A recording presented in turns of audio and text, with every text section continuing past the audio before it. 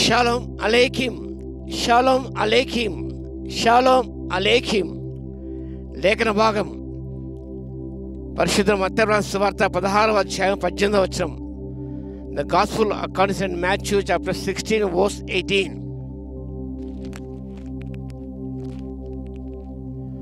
మరియును పేతురువు, ఈ బండ మీద నా సంఘమును కట్టుదును, పాతాళలోక ద్వారములు దాని నిలవ నేరవని నేను నీతో చెప్పుచున్నాను. మరియు పేతురువు, పీటర్, గ్రీక్ భాషలో ఆ మాటకు పెట్రాస్ అనే మాట పడాలి. Petras is a feminine gender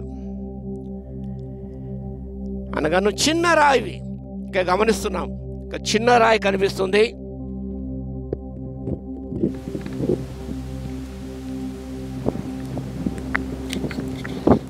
A small stone. It can be moved from this place to other place. Easily it can be moved.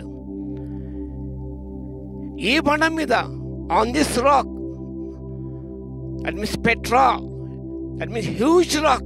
ఇక్కడ గమనించినప్పుడు చాలా పెద్ద రాయి కనిపిస్తుంది. ఇక్కడ చాలా పెద్దది, complete huge rock like Gibraltar. It cannot be moved. ఇది కదిలించబడదు. It's firm, it is immovable. ఇది కదిలించబడనిది, అంత స్ట్రాంగ్గా ఉన్నది, ఇది బలంగా ఉన్నది. ఇది చిన్న రాయి. ప్రభు అంటున్నాడు, ఈ లేఖన భాగం గమనిస్తే, బిల్డింగ్ మై చర్చ్, ఈ బండ మీద నా సంఘమును కట్టుదును. ఈ బండ మీద నా సంఘమును. The church is not a material building. The church is not a denomination. Church is the body of Christ.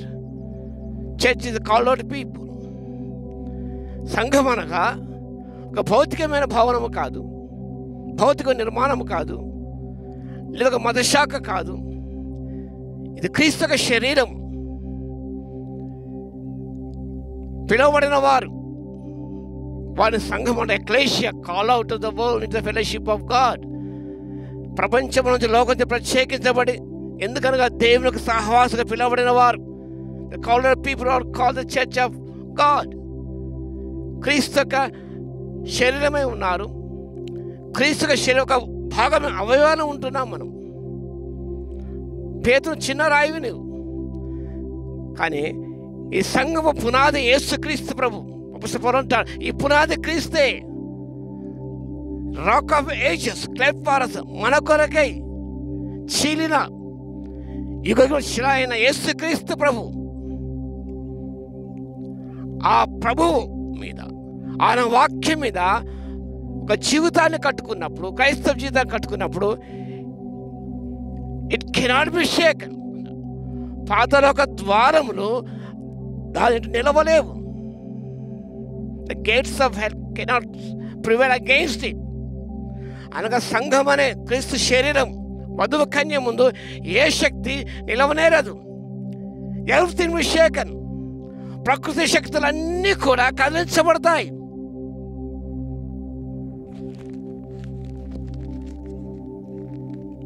వాక్యం మనం చూస్తాం. Isaiah chapter 2 versus 19-21. యెషయా గ్రంథం 2వ అధ్యాయం 19-21 గమనించినప్పుడు, earth to be షేకెన్, earth to be షేకెన్. భూమి అంతా ఒక్కసారి కదిలించబడుతుంది. పేతురు ప్రకృతి శక్తులన్నీ కూడా కదిలించబడతాయి. మిక్కిలి వేంద్రముతో అవి లయమైపోతాయని దేవుని వాక్యం సెలవిస్తుంది. పేతురు సెలవిస్తున్నాడు, పేతురు భక్తులు సెలవిస్తున్నాడు. అంత మాత్రం కాదు, the nation of Israel will be shaken. వాక్య భాగంలో ఎస్కేల్ 38వ అధ్యాయము 19-20 verse, Ezekiel 38. The nation of Israel will be shaken. ఇశ్రాయేలు జనాంగం ఏర్పడిన వారు కూడా వారు కదిలించబడతారు. అంత మాత్రమే కాదు, heaven and nations are to be shaken. హగ్గై 2:6-7 are three things that can be shaken. Hebrews chapter 12:26-29. కాబట్టి ఆకాశములు భూమి కదిలించబడతాయి. ఈ భూమిలో ప్రతిదీ కూడా ఇట్ బి షేకెన్. కానీ అంటున్నాడు, క్రీస్తు సంఘము, వధువు సంఘం అనేది దాన్ని ఎవరు కదిలించలేరు. It cannot be shaken. The only thing that can be shaken in this world the church of God. క్రీస్తు యొక్క శరీరం, ఆ సంఘము, ఆ బిల్డింగ్ ఈనాటికి చెక్కు చెదరు, ఇండస్ట్రక్టబుల్, నాశనం కానిది, నిరంతరం నిలిచేది క్రీస్తు యొక్క సంఘ వధువు సంఘము. కాబట్టి ప్రభు అంటున్నాడు, ఈ బండ మీద నా సంఘమును కట్టుదును. Because Jesus is the building, is building the church, he is the builder. 127 యెహోవా ఇల్లు కట్టించడం కట్టువారు ప్రయాస పెడితే అంటాడు. He is the builder, we are work man. మనం పని చేయవారు, మనం చేతపని వారు, మనం స్మాల్ బీయింగ్స్. పేదలు చిన్నవారు, మనం అపోస్తుల ప్రవక్తల పునాది మీద మన జీవితాలు కట్టబడుతున్నవి. ప్రతి కట్టడమును ఆయన అమర్చబడి పరిశుద్ధమైన దేవాలయం మీద వృద్ధి పొందుతున్నది ఆయన ఆత్మమూలముగా. కాబట్టి ఆత్మమూలముగా ఈ సంఘం అనేది పరిశుద్ధమైన దేవాలయం వృద్ధి పొందుతున్నది. The duty of the church doing and teaching. సంఘం యొక్క బాధ్యత అనగా విశ్వాసిక బాధ్యత గమనించినప్పుడు డూయింగ్ అండ్ టీచింగ్. యేసు ప్రభు ఆయన ఈ యొక్క పద్ధతి అవలంబించాడు. He did things, he taught many things.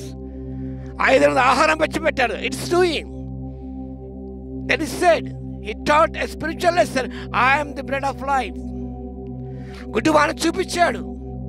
That is doing. He taught a spiritual lesson.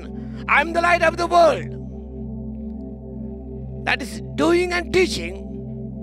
The second of teaching and doing.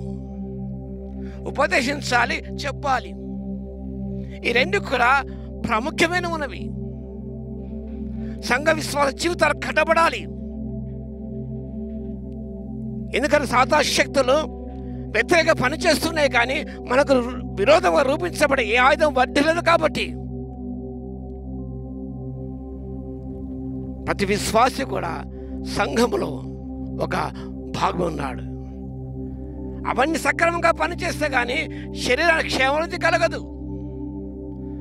అలా ఒకరితో అతుకబడినట్లయితే, ఒకరితో ఒకరు ఐక్యపరచబడినట్లయితే వారి ద్వారా అమోఘమైన కార్యాలు జరిగించబడతాయి.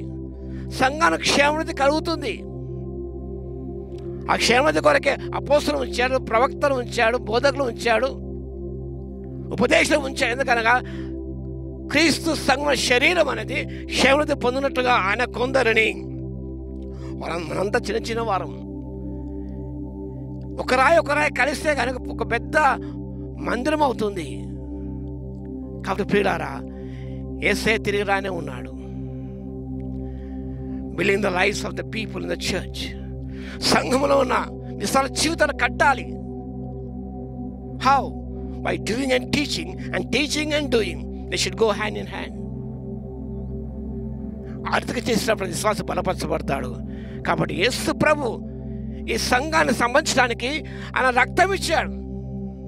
యాక్ట్స్ 20:28 గమనించినప్పుడు తన స్వరక్త సంపాదించిన సంఘమును ఈ bat the praise.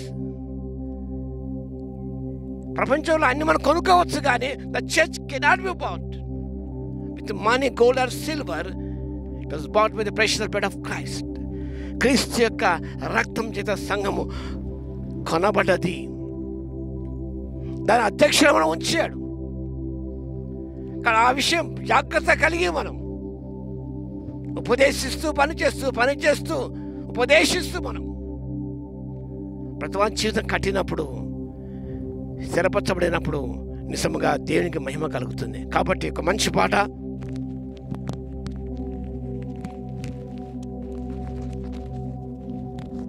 The చర్చ్'s one foundation is Jesus Christ the Lord. సంఘం యొక్క పునాది యేసుక్రీస్తు ప్రభు. నీ జీవితం, నా జీవితానికి ఆయన పునాదిగా ఉన్నప్పుడు మనం కదలక నిత్యం నిలుచు ఒక సియోను కొండ వలె ఉంటాం. మనం we cannot be shaken.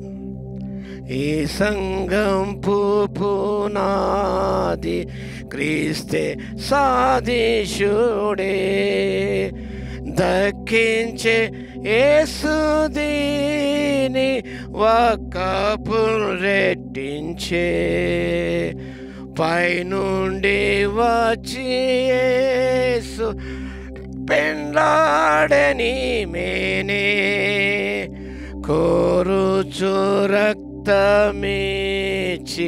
కోనే ఈ కన్యనే, ఒక్కడే దేవుడేందు ఒక్క విశ్వాసము, ఒక్కటే జన్మమేందు ఒక్క కుటుంబము, ఒక్క ప్రసాద వేందు ఒకే సునామము, నిరీక్షనొక్కటిందు నీరంత ప్రాప్తికే. స్వరక్తం యేసయ్య నిన్ను కొన్నాడు, సొత్తుగా చేసుకున్నాడు. ఒకే దేవుడు, ఒకే కుటుంబం, ఒకే నిరీక్షణ అనేది. కాబట్టి క్రీస్తుని మన జీవితాలు కట్టుకుంటూ ముందుకు సాగిపోదాం, దేని మహిమ తెద్దాం. ఆ రీతిగా చేయడానికి పరిశుద్ధాత్మ శక్తి మనం దయచును గాక. ఆమెను ప్రార్థన చేద్దాం. మహాగణ మహోన్నత యేసయ్య మీకు స్తోత్రాలు తండ్రి. ఈరోజు వాక్యం వింటున్న ప్రతి బిడ్డను తండ్రి వీక్షిస్తున్న బిడ్డను దర్శించవలసిగా విజ్ఞాపన చేస్తున్నాం. అవును తండ్రి, మేము రక్తం ఇచ్చి మీ రక్తాన్ని కొనబడ్డాము నాయన, సంఘంలో చేర్చబడ్డాము తండ్రి. లోకల ఉంటే ఇక్కడ ప్రత్యేకించుకున్నారు ఒక సంఘ పరిశుద్ధ సంఘంగా కూడుకోవడానికి నాయన. మీ శరీరం కాబట్టి తండ్రి, ఆ శరీరం పాడు చేయకూడదు ప్రభువా.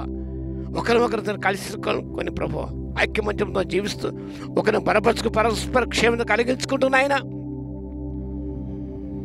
సమస్త మేము పేట చేసే కృప ఇవ్వగలందుకు మీకే స్తుతి స్తోత్రాలు. రానే ఉన్నారు కాబట్టి తండ్రి సంఘం ప్రభువ మేమందరం ఎత్తబడే సంఖ్యలో ఉంటే సహాయం దయచేయవలసిగా విజ్ఞాపన చేస్తూ ఘనత మీకే చెల్లిస్తూ యేసయ్య పరిశుద్ధ నామములో ప్రార్థించి వేడుకొచ్చున్నాము తండ్రి. ఆమేన్. మన తండ్రిగిన దేవుని యొక్క ప్రేమయు, మన ప్రభువును రక్షకుడైన యేసుక్రీస్తు యొక్క కృపయు, పరిశుద్ధాత్మని అన్యోన్య సహవాసము మనందరికీ సదాకాలం తోడే ఉండును గాక. ఆమేన్.